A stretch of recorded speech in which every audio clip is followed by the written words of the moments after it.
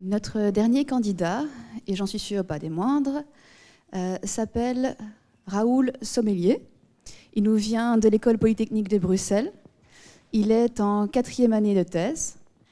Celle-ci s'intitule Trigger Cognitive Rupture as a way to improve learning and invention process, qu'il a eu la gentillesse de traduire pour nous aujourd'hui en les préconceptions comme obstacle à l'apprentissage, développement d'une stratégie de dépassement. Allez, courage. Merci, merci. Ok.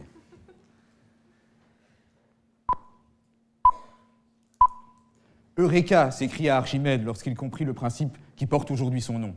Et des Eureka, il y en a eu dans l'histoire des sciences. Eureka, la Terre est plate. Eureka, la Terre est ronde.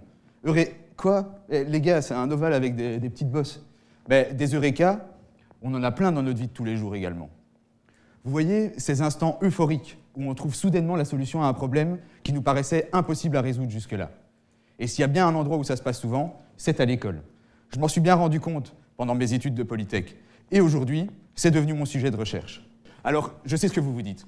Ok, comprendre ce qui se passe dans notre tête quand on comprend soudainement une loi en physique ou en maths, c'est sympa. Mais si on arrivait à déclencher ces eureka sur demande, là, ce serait impressionnant. Et bingo, ça tombe bien, c'est exactement mon job. Améliorer la manière dont on enseigne les sciences afin d'aider les étudiants à atteindre ces eureka. Autrement dit, dans notre jargon, développer des stratégies d'enseignement qui aident les étudiants à dépasser leurs préconceptions. Une préconception, c'est un genre de préjugé scientifique, une connaissance à laquelle on croit tellement que parfois elles peuvent avoir des effets néfastes, à savoir agir comme des obstacles à l'acquisition de nouvelles connaissances. Pour attaquer ces préconceptions à leurs racines, je propose 3 hypothèses. Hypothèse 1, ce que nous apprenons et ce que nous enseignons n'est pas la réalité. Ce sont des modèles, c'est-à-dire des outils qui nous permettent de comprendre le monde qui nous entoure. Par exemple, ceci n'est pas la Terre, mais 3 modèles qu'on peut se faire de cette réalité. Hypothèse 2, un modèle ne peut pas être totalement vrai ou totalement faux.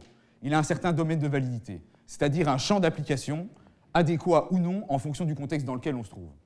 On peut très bien avoir en tête que la Terre est plate lorsqu'on va faire ses courses, par exemple.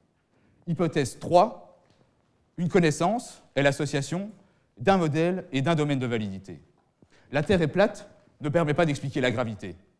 Par contre, la Terre est ronde est cohérente dans ce contexte. Ces 3 hypothèses peuvent paraître assez évidentes, mais en fait, elles ne sont pas très utilisées dans l'enseignement des sciences. Moi, dans ma recherche, elles sont essentielles. En effet, elles sont à la base des stratégies d'enseignement qu'on essaye de développer.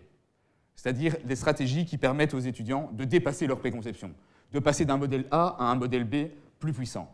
Et ça marche. En effet, en utilisant ces stratégies dans un cours d'électricité en 2e Polytech, on a remarqué que le taux de compréhension des étudiants dans cette matière passait de 50 à 75%. Morale de l'histoire, il est possible, dans une certaine mesure, de provoquer ces eureka chez les étudiants. Alors imaginez si on arrive à l'utiliser dans la recherche. Serait-il possible un jour de déclencher le moment où on invente ?